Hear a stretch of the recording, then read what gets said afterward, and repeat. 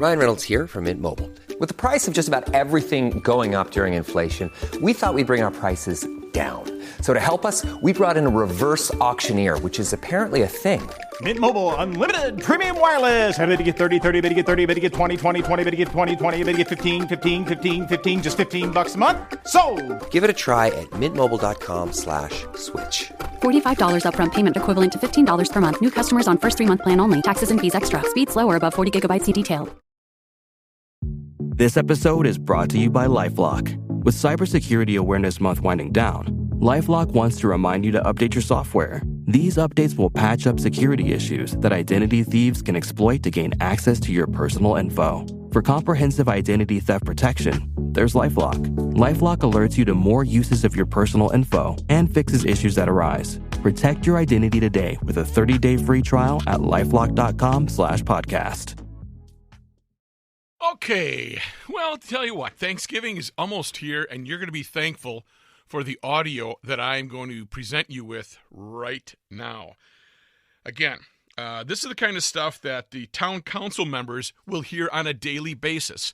It's the Garage Logic Town Council, and the stream is on 24/7. So what I'm giving you today is examples of things you're going to hear when you join the Garage Logic Town Council, which I certainly hope you will. You get a little insider information.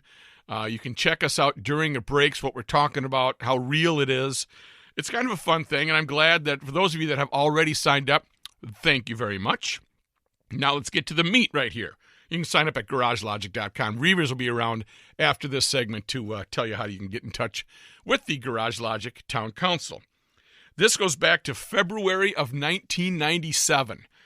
There was a man named John Gross, who was from Winslow, Arizona, and he had built a garage inside of his home. Joe wanted to talk to this guy, so I'll give you all 5 segments of this, and we'll just go on them back to back to back. But this is February of 97. John Gross. Joe was very intrigued. In fact, Joe did cut him off once, so we had to get him back. But hopefully you will enjoy this segment. Here we go. John Gross on Garage Logic in 97. We have a guest right now, and I'm going to get to him in a moment. He's probably wondering what in the world I'm talking about. Last week, I mentioned to you that we had been sent a piece in the newspaper that appeared in the Arizona Republic. And there was a fellow out in Winslow, Arizona named John Gross, who obviously, I would think, would have been unfamiliar with Garage Logic. Nevertheless, played right into our hands in this newspaper article. This fellow built his house inside his garage. And I put the Dutchman on it, and I said, let's talk to this fellow, because he seems to have taken Garage Logic to the extremes, and we have John with us right now. John Gross, are you with us? Yes, I am. I thank you very much. My name's Joe Souchere, and you're on the air here at KSTP AM 1500 in the Twin Cities. Well, it's nice to talk to you, Joe. We were sent a piece from the Arizona Republic in which you're pictured sitting on a pretty nifty-looking Harley Davidson, and you're next to a Jaguar XKE, and apparently behind you is your house, and your house is inside your garage. Exactly. And we have a show here, John, called Garage Logic, in which what we've deduced about life is that most things that are worth figuring out can be figured out in the garage, and you really have taken this to a new level.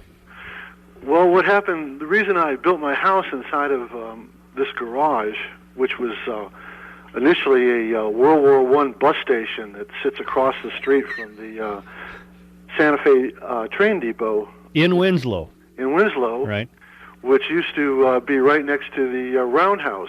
Okay. When the steam trains came into Winslow, they would switch over to diesel engines on their way to Los Angeles, because they would the steam trains tended to burn the forest down around Flagstaff in the Grand Canyon. Mm-hmm. So they would switch over to diesel engines, and this is basically a railroad town. Mm-hmm. And what happened is I'm from the North Shore of Chicago. Oh, you are? And went to the University of Arizona in Tucson in 1965. And I bought myself a motorcycle.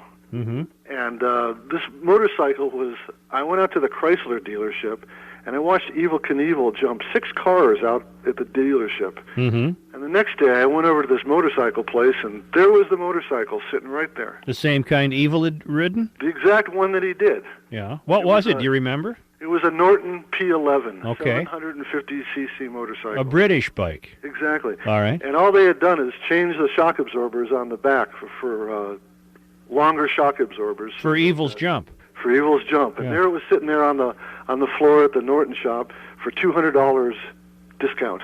Really? So I bought this motorcycle. And it was brand new. Brand new. Yeah. And I rode it all around Tucson. And I lived in the near the university in a little adobe house in the alley. And then one day I came out of my house and the motorcycle was gone. Mm-hmm. And somebody had stole it. And I ended up buying another motorcycle, and because of sort of my paranoia, I used to put it into the kitchen at night. What was the second bike you bought? It was a 1966 Triumph Bonneville. Okay. It's really a beautiful motorcycle. So you really were a British guy at this point. Well, I couldn't afford a Harley then. Right. The Harleys were twice as much money. Right. I wanted a Harley, but I couldn't afford one. So the Triumph leaked oil all over your kitchen floor. Yeah, but I didn't know how to cook anyways, so I just used the kitchen as the garage. All right. So later on in life, I moved to Los Angeles, and after my daughter graduated law school, and Los Angeles just became too horrible. What'd you do for a living in these intervening years? Well, I had a clothing store in Los Angeles, Mm-hmm. and then I became involved in Indian art. Okay. What, as a collector or a seller? Or? I started as a collector, and if you want to be a serious collector, you're going to have to end up being a seller, a dealer. All right. So you're a dealer. You're an art dealer. Exactly. Still to this day? Still to this day. Did you have a garage in Los Angeles? I had a garage that was attached to my house, and in the course of 25 years, I had 2 cars stolen out of that garage. You've really had some bad luck when it comes to theft. Exactly. Yeah. So I kind of formed this vehicle anxiety separation. Right, and it seems, how old are you, about 50? I'm 50 exactly, yeah. Well, it seems as you've gotten older, I can understand where you would have almost turned things inside out by trying to make the garage or the house inside the garage.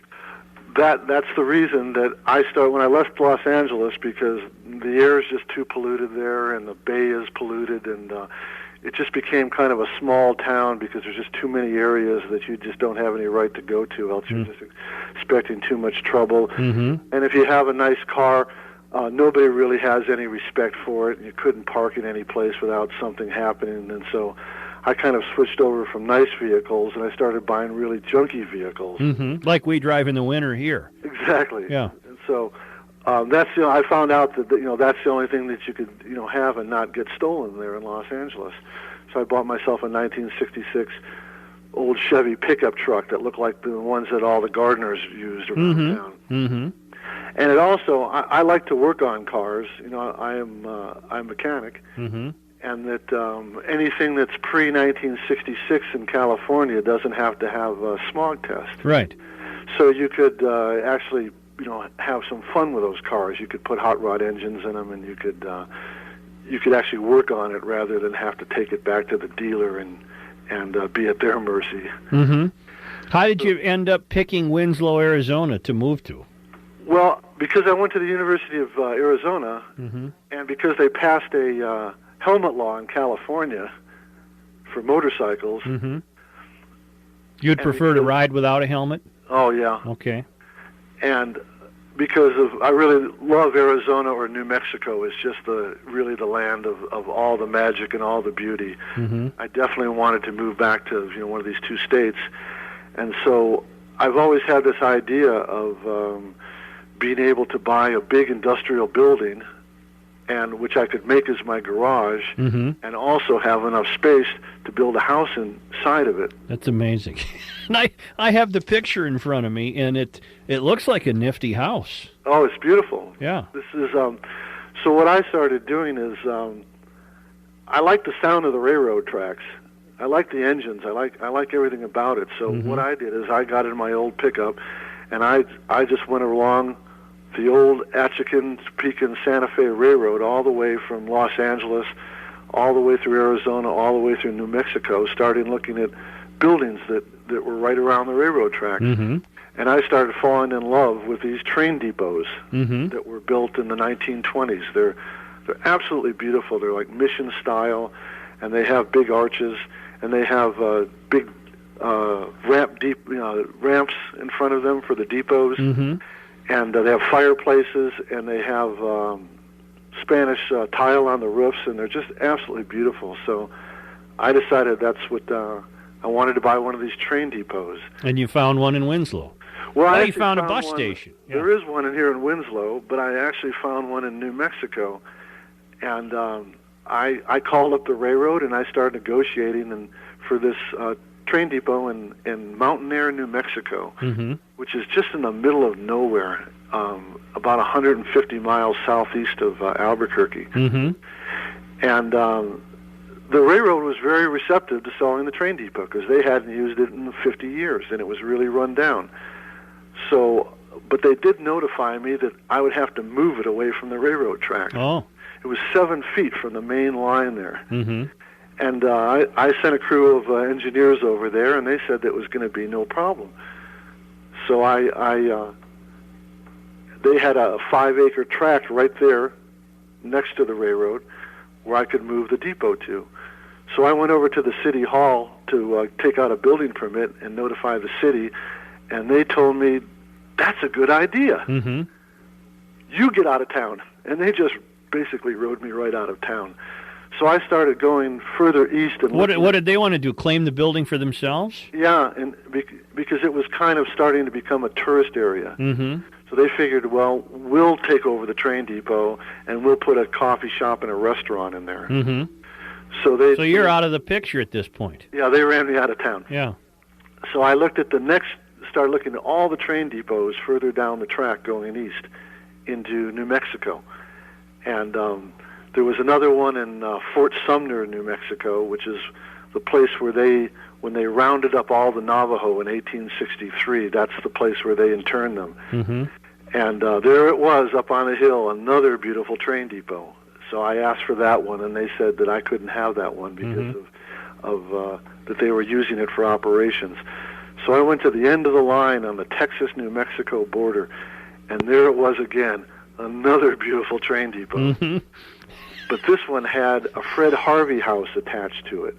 And the Fred Harvey Company was formed right after the Civil War, and it started to build hotels and restaurants all the way from Chicago to Los Angeles to offer amenities to train travelers, because so they have something to eat and they have a place to get off the train and sleep. But Clovis, New Mexico is really a decimated town. Mm-hmm. The whole downtown is just gone, Mm-hmm. and because they built the new part of town like all the other places around here. And I thought, well, God, I'll never get any visitors, and I would have these wonderful structures, but I'm just isolating myself. Mm-hmm. So I decided to go back toward Los Angeles on the railroad again and look again. And that's what brought you back down into Arizona. That's what brought me back. Can you stay with us through this break? Sure. I have to take a break. We're speaking with John Gross out in Winslow, Arizona, who has built his. Look what I did! Look what I did! I hit the wrong button. I hope he calls us back. Do you have his number? Well, try him. I just hit the wrong button. I meant to put. We'll see if he'll call back first. I put John on hold. He's built his home inside his garage. I hope he gets back to us. We'll be right back. The Garage Logic Town Council will hold its first official Town Council members-only meeting Wednesday, November 30th from 4 to 6:30 p.m. at Tattersall Distillery in River Falls, Wisconsin. Join the Garage Logic crew for complimentary appetizers beginning at 4 p.m. with a live Garage Logic podcast to follow at 5. This event is only open to Town Council members. Members who wish to attend should RSVP in the Town Council member platform right now at GarageLogic.com. Not a member and want to be at this exclusive and official meeting? Not a problem. Sign up for the Town Council right now at GarageLogic.com and then RSVP for the event. We'll see you November 30th at Tattersall in River Falls. We're back with John Gross of Winslow, Arizona. John, thanks for calling back. I'm sorry I accidentally cut you off there. It's no problem. And you are a fellow who, when you sit in your living room, you're looking at your garage. I am right now. So, I mean, I'm looking at my cars, I'm looking at my motorcycle, and I'm looking out on Route 66 here with the train depot across the street. now, to enter your house, do you go through the garage door? Well, actually, there are 5 huge cargo doors in this building where you can drive in any side of this building with any size vehicle that you could possibly have. Mm-hmm. The front of the building, actually, because it was built pre-segregation, has 2 side doors to it, which was for the waiting rooms for the bus station. Mm-hmm. And one was the regular white person's waiting room, and the other side was the Indian waiting room. Mm-hmm. And the building has a huge overhang because it had gas pumps in the front too. On the side, there are huge cargo doors with barn sliders to be able to bring the buses in one side of the building and take them right out onto the street of the other side. So this is an ideal situation. And the other places that I lived, I always had to fight space. This place has a huge abundance of space. You really have no yard maintenance problems either, do you? I have just concrete. Yeah. I have huge expanses of concrete. And the building was built as the first attempt at a prefabricated industrial building, where this was built before plywood came out. So they took 2x6 forms and nailed them all together, and they poured up 25 feet. Mm-hmm. And then they put steel encased windows all around this building, where there aren't these big, huge door entries. And then from there, they put the steel railroad trusses on top of the concrete walls to support, which are called bow trusses, and then to support this all-wood roof that is round, which supports these huge skylights that are all made out of this colored wire glass on the top. Well, the place sounds like it's impenetrable. It's flooded with life. It's just flooded with light in here. Yeah. And 4 sides of light and all the ceiling. And because it was built by the railroad, across the street at this Fred Harvey Grand Destination Hotel that was built, the first woman architect who built all the buildings basically in the Grand Canyon had a hand in designing this building. So it has a really beautiful southwest facade to it in the front, and is unlike any other buildings they build today, that it doesn't have any internal supports. So it's completely undivided space of 10,000 square feet. Now, is the home itself surrounded by garage space, or did you tuck the house into one corner? No, the house is freestanding. You can walk around the whole entire house. Inside this building? Inside this building. This is garage logic taken to a new level. And the house that I built is 1,300 square feet, and it is entirely made out of French doors and windows, which are real wood and real glass and real divided light. And the roof is made, the rafters are sheeted in plexiglass, so I can look up and I can see these beautiful steel bow trusses and this beautiful roof entirely made out of wood, and all these skylights, and it basically looks like a upside-down sailboat when you look up. You could conceivably go out one door, get on your motorcycle, and ride around to the kitchen. Well, that's one reason why I made this house freestanding, because I have a couple of Harley-Davidson old race bikes that don't have any way to start them but to bump them, which is to run them and then get on them and jump on them and they'll start. And sometimes when you don't ride them, enough, the clutches tend to stick because they have castor bean oil inside of them, and you can hit the wall if you don't turn hard enough. So I can still get around this whole entire building by taking a hard left turn. Right. After I get on the motorcycle. You can race around your house, in essence. Yeah, and in the wintertime, I can still keep these things going. It is. What's the bike you're sitting on in the newspaper photograph? That's a 66 FLH Harley Davidson. Have you owned that since new? Pretty much so, yeah. And then you got a 66 Jag there? Yeah, an XKE Roadster that Right.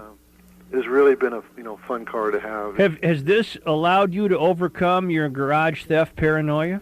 Well, now, yeah, I have this big vicious black dog. Yeah. And I can see these things from my bed. Yeah, you can see this from any room in your house if you want. Because it's all surrounded by glass. Yeah, the house looks like all the walls are glass. Yeah. Latticed windows. Yeah. It's gorgeous. And I have three French door entries in the front and one in the back. And I have this house is made out of ponderosa pine, which is the native wood around here. Knotty pine is very beautiful. And I'm in the process of cobblestoning around these buildings with petrified wood because we're right next to the petrified forest. And Winslow is inundated with the stuff. It's really beautiful building material. And then I am, what isn't a window or a door, I'm cladding it in copper. Is another building material because this is the copper state. So I like to use indigenous materials in an indigenous way. Are you married? I was married, and yeah. I, interestingly enough, from this article that appeared in the Arizona Republic, I've got about 5 offers. Yeah, I can imagine. 4 girls and 1 guy. Would your wife, were you still married, would she have approved of this, I wonder? Oh, I'm still in contact with her. Yeah. And my ex-wife is one of the people that builds the satellites for Hughes Aerospace that they shove out of the Discovery and the Challenger. And, right. So she kind of has a background in assembling pieces the same way Yeah. that's basically my talent is putting pieces of things together. So she might get a kick out of this. Yeah, I think she'd get a kick. Yeah. What about your daughter? Has she seen it yet? My daughter's been here, and she's overjoyed. Yeah. Because basically this is going to be part of her inheritance, because there's not too many other people that really want to live inside a garage. What do the city fathers of Winslow think? Are they happy? I've been kind of the town curiosity for Yeah. the last 2.5 years, and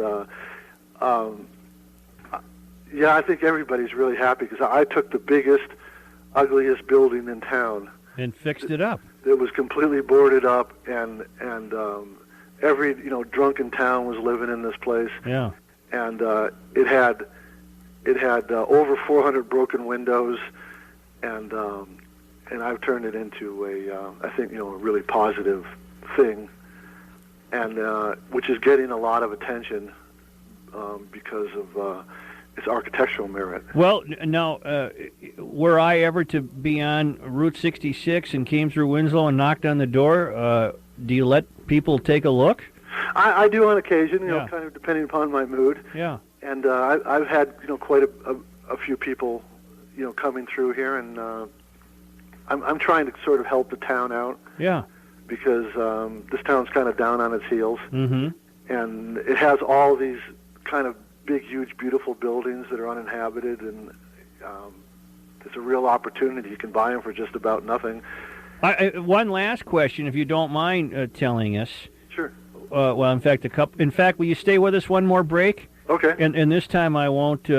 I won't cut you off. Okay, it's your nickel. All right, and we'll be back with John Gross, whose house is built inside his garage in Winslow, Arizona. And of course, yes, we have to get his CI index, and we have to get a number of other things before we let him go. The Garage Logic Town Council will hold its first official Town Council members-only meeting Wednesday, November 30th from 4 to 6:30 p.m. at Tattersall Distillery in River Falls, Wisconsin. Join the Garage Logic crew for complimentary appetizers beginning at 4 p.m. with a live Garage Logic podcast to follow at 5. This event is only open to Town Council members. Members who wish to attend should RSVP in the Town Council member platform right now at GarageLogic.com. Not a member and want to be at this exclusive and official meeting? Not a problem. Sign up for the Town Council right now at GarageLogic.com and then RSVP for the event. We'll see you November 30th at Tattersall in River Falls. I'm glad we called him.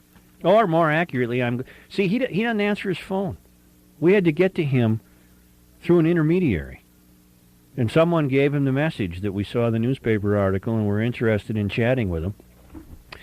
And he chose to get back to us, I guess. He sounds kind of iconoclastic, but extremely interesting. 646-8255, 1-800-962-0792. Pound 1500 is the AT&T call. Dutchman, today, you told me the other day off the air that, you're just 21. You're a young guy. You're starting out in this radio business. Right. And you told me you wanted to have your own talk show. Yeah, someday. At some point. Someday. Well, yeah. I think today you're going to have a little test. Okay. You're going to have a little test. All right. Sometime in the 3 o'clock hour, you're going to tell us the story of how you got the name Dutchman. The incident. Yeah, it'll be great practice for you. All right. You know, to reveal this about yourself and to tell us the deal. So sometime in the 3 o'clock hour. Okay. All right. A St. Paul prostitute watching America's Most Wanted helped identify a woman whose body was found in Nevada. They both have the same tattoo of their pimp's name. The body of Margaret Hicks, 23, was found January 4th. And the Minnesota woman the woman that helped the police identify the body, worked with Hicks in St. Paul. Hicks moved last year to the Stardust Ranch, which is a legal brothel in the northeastern Nevada. The women got the tattoos of a purple rose with the name Danny Gibbons Sr. Oh, sure and begorin, my pimp's name is Danny Gibbons. Not a lot of Irish pimps, but that was the name on the butts of these two women, one of whom, unfortunately, is deceased. And they both got the same tattoo at the same tattoo parlor. But their pimp's name is Givens, Givens, not Gibbons. So the tattoo guy on both their rumps spelled the name of their pimp wrong, and thus was the body able to be identified. It might have been a tip-off to the hookers that they're just. It's unlikely, is all I'm saying, that they had an Irish pimp. It's just not a career calling of the Irish. You don't see a lot of pimps named Flaherty or Sullivan or O'Halloran or Murphy or McHale, Gibbons, and yet there they were with the rose with the name Tommy Gibbons Sr. Tommy Gibbons Sr. on the butt there. Danny Gibbons Sr. And it was all taken care of there. And unfortunately, we lost one of the ones with Danny Gibbons Sr. on her butt. Debbie. Hi, Joe. Hi. How are you? Fine. I have a book idea for you. All right. Yesterday's show, today's show with the two fellas. Yeah. Start a book. On what? On great garage logicians and their great ideas. Ice rinks. Yeah. Homes inside garage. Well, when they come across, when we learn of them, we're sure going to try and have more of them on the air. I can tell you that. Well, it's a fun show when you do, and Yeah. I've enjoyed both days. Thank you. I have too. Yeah. Thank you. Okay. Bye, Joe. Thanks. Bill. Are you sure that wasn't a AM 1500 tattoo on their derrieres? No, it wasn't. It was Danny Gibbons Sr. A gibbon monkey? No. Yeah. What? No. Mishki. I got Mishki here. Yeah, you do. You moron. Julianne? Yes. Hi. I was calling. I missed it yesterday because I got in my car too late. And I might have just caught you talking about it, maybe not. But you were talking yesterday about this gentleman who has a hockey rink. Yeah. He had his own Zamboni and everything. Right. Where was that article? Where was it that you were reading it? Well, he's been written up in a newspaper called Hockey News. Okay. But we learned of him from a Channel 5 sports report by Joe Schmidt that was on the air last week. Oh, and so I missed that too. Where is this guy located? Lake Elmo. Okay. I don't know his address. I don't know that he wants a steady stream of people going by. Oh, I was just curious. But chances are, if you drove through Lake Elmo on a winter night, you'd see the lights. Okay. Yeah. All right. Hey, thanks. Thank you very much. All right. Bye. The Garage Logic Town Council will hold its first official Town Council members-only meeting Wednesday, November 30th from 4 to 6:30 p.m. at Tattersall Distillery in River Falls, Wisconsin. Join the Garage Logic crew for complimentary appetizers beginning at 4 p.m. with a live Garage Logic podcast to follow at 5. This event is only open to Town Council members. Members who wish to attend should RSVP in the Town Council member platform right now at garagelogic.com. Not a member and want to be at this exclusive and official meeting? Not a problem. Sign up for the Town Council right now at garagelogic.com and then RSVP for the event. We'll see you November 30th at Tattersall in River Falls. Hey, Joe. Hi. How are you doing? Good. I was just wondering if you were going to talk about Mishki's show last night and the the little controversy between you two. I'm unaware of it. Yesterday, during your show, you thought... I played Tommy left me a tape for my own amusement, but I thought it was so funny I played it on the air. Right. Of the guy who had Tommy convinced he had been blinded. Right, and you thought that guy pulled the wool over Mishki's Oh, eyes? absolutely. It's a fake story. Were you listening to Mishki last night? No, I was not. Well, he got the guy back on the phone. Right. How do we know that? Here's what I would have done. Here's what I would have done, Chris. Yeah. We don't know that. Yeah. Okay. Well, the way that it came about anyway, he was talking to the guy who told Mishki that he used to know your cousin Mike when he was at Brown. The supposedly blind guy used to know my cousin Mike? He had met him at Brown. Okay. And so Mishki got Mike on the phone. Yeah. Trying to verify whether or not this guy actually was blind. We don't know that. Wait a minute now. Mishki gets my cousin Mike on the phone. Right. Did Mike corroborate the guy's story? No, he didn't. He didn't discount his story, but he could not recall whether or not he actually ever had him in his office at Brown. Well, of course not, because it's not a true story. Mishki, well, he was prepared to give you a case of beer and a 125-year-old bottle of scotch. I'm ready for it. Such. I think he should. Well, I had to turn him off. Well, I got home and I didn't listen to him anymore. But at the point where I stopped listening to him, he was convinced that he was right and you were wrong. Well, it's his show. What do you think he's going to do? Admit that I'm right?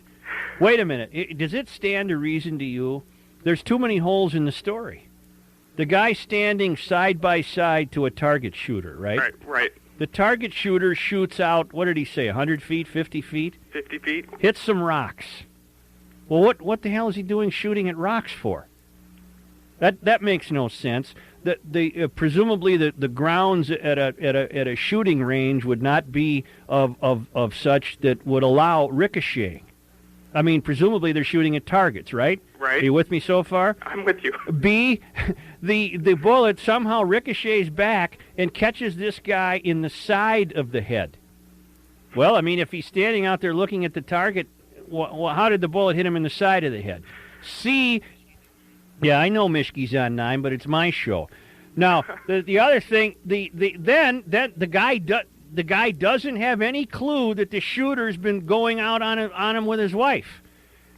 And then ultimately it all gets handed to the guy in a court deposition on Christmas Day? While he's in the hospital. While he's in the hospital? No, I'm sorry, it didn't happen. It did not happen. I'm inclined to believe you. Well, I would hope so. Thank you very much. Well, it is your show. It is my show. I do believe you. Thank you. You're welcome. Thank you. Oh, by the way. Yeah. The guy who just called in, who sounded like he was a moron. Yeah. He is a regular caller to Mishki's show. Well, I rest my case. I rest my case. I think he's called Giggles the Clown. Yeah. I want to check with Mishki on Thank that. you. You're welcome. Thank you. Look, you've got your own damn show, and I'm not getting drawn into some controversy with you. I've already got half the morons who call you are now calling me. I know. I don't condone that. I can't control the people. And I don't want any more of these F promotions. Do you know how offended my mother was? Who started that? You did. You did. No. You did. On my show and said you used the F. I know, but you played into her hands. Did you know I'm black? Did you know I'm blind? Did you know Joe uses the F word? You did a Mishki to her, and she buys it. I was just saying, in every instance, someone else is starting it, and in this latest one, I gave you that tape just to privately listen to. I did, Tommy. On the air. Tommy, I liked it so much, I had to point it out as an example of how you were buffaloed. But that's the part that bothered me. You used it as an example to claim that I'm some sort of this is where I think garage. Oh, you're a babe in the woods. You're a babe in the woods. All right, and I realize that part of garage logic is a certain kind of skepticism and an ability to sniff out BS when you come across Absolutely. it. But I think you guys go so far, get a little overzealous that when one does come in the back door, you miss it. Tommy, there's no way that's a real story. All right, here's what I'm curious about, because I think it's a James Thurber short story. This guy is so believable to me that I am... That's why you're Tommy, see? I know. And I will admit to a little naivete in general in life. That's been the story of a good part of my existence. I just happen to think in this case I'm right. And I'm just wondering, I would like to do... We need to get the guy here in the Twin Cities. Okay, I'd do that. I mean, I'd drive to Yankton, South Dakota, which is where he was calling I think you got to go get him. I'd pick him up. But I'm asking you, since you're so sure, yeah, you got to put something up. I've put up. What have you put up? Last night, I called your house during the show last night, and I left a long message saying exactly what I was putting up. You didn't call my house, because I was home. Oh, okay. You must have called the newspaper. I guess it must be your work number. Okay. Yeah. I made the mistake of calling. No wonder you didn't get the message. Hurry up. You got 30 seconds. Johnny Walker Blue is $125. I put up a bottle of that. I put up a box of your favorite cigars, and I put up a case of Summit Pale Ale. All if I'm wrong. You get it all. What do I get? $100 worth of gas for that beat-up car you drive. 10 miles, that'll be gone. Yep, $100 worth of gas. Okay, then I'll do the work. All right. All right, I'll see you. Goodbye. Yeah, he'll do the work, but I still get to do this. We don't know that. There's no way that's a true story. Much more. Please stay tuned. Well, there you have it, folks. That was a nice little surprise after talking to John Gross and some callers, and then a Mischke fan, and then Mischke is on with Suchi Boy. That never happened, and you found that audio magic on the Garage Logic Town Council, 24/7 is the stream, and once you sign up, you will be privy to all of these audio gems. So entertain yourself. Have a happy Thanksgiving. Hopefully you'll make my mother-in-law's stuffing. Oh, may she rest in peace. We just lost her this past year, and her legend lives on with her stuffing. So have a great Thanksgiving, and don't forget to sign up for the Garage Logic Town Council, and you'll benefit from the stream 24/7. Signing off. I'm ready to go have some turkey and maybe a cocktail or two. Catch you later, bras.